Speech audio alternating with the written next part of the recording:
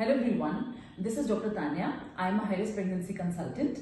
Today I will be continuing with my previous topic, that is anti-nuclear antibodies. After the screening test, we will go for the confirmatory test. Associated antibodies against extractable nuclear antigens can be identified using ELISA, Western blot or LIA. Now what is LIA? LIA is line immunoassay. This is an expensive test because it tests multiple antibodies simultaneously. Now, if we know the specific antibodies to a certain disease, we will be able to diagnose it very easily. So let's see which antibodies are found in which disease.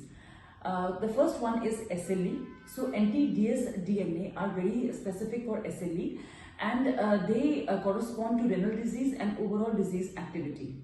The second one is anti-ribosomal P, that is RIP protein. They are again SLE specific and they correspond to neuropsychiatric manifestations and renal disease. Anti-SM antibodies, that is anti-Smith antibodies, they are SLE specific but without any clear clinical manifestations. Anti-Rho60 antibodies are independently associated with SLE, especially cutaneous lupus and neonatal lupus. Otherwise, anti-Rho-SSA and anti-La-SSB antibodies are associated and they are specific for Sjogren's syndrome. Coming next to scleroderma or systemic sclerosis.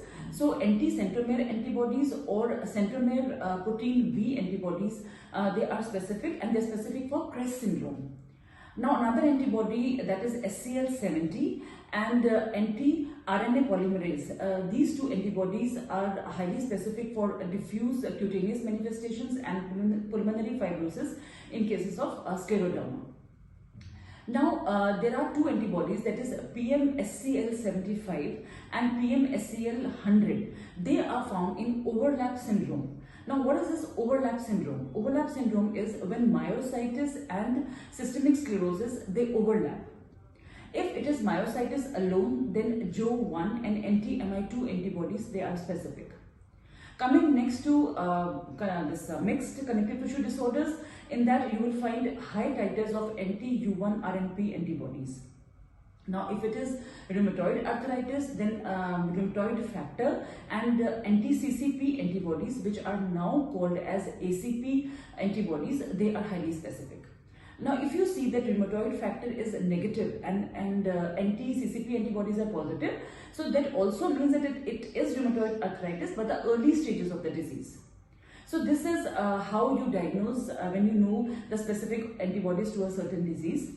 So what's the take-home message? Take-home message is that anti-nuclear antibodies are autoantibodies and they are found in 20-30% of the normal population. If ANA is positive, then you will next go for the gold standard screening test, that is IIF, indirect immunofluorescence test, and in that you will observe two things. One is the titer and second is the staining pattern. Titer 1 is to 160 and above is considered positive by most of the labs, and the staining pattern, you will see specific stains found in specific disorders. Then when you know that when you come to a preliminary diagnosis that yes, this is the disease, then you come to the confirmatory test, and in most of the cases nowadays we go for LIA, that is ENA, that is extractable nuclear antigens are detected by LIA. So antibodies against them, antibodies against ENA, they are detected by LIA because LIA tests multiple autoantibodies simultaneously.